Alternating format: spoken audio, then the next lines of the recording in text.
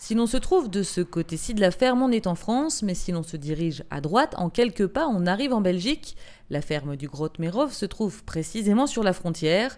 Une partie des bâtiments est française, l'autre belge.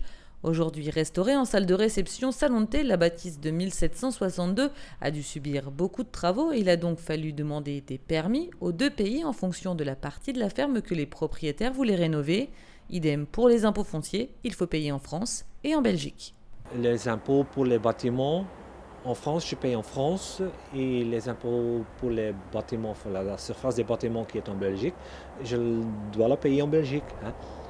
Aujourd'hui, l'unique trace qui indique la position de la ferme précisément sur la frontière, c'est cette borne en plomb scellée au milieu du seuil de la porte d'entrée.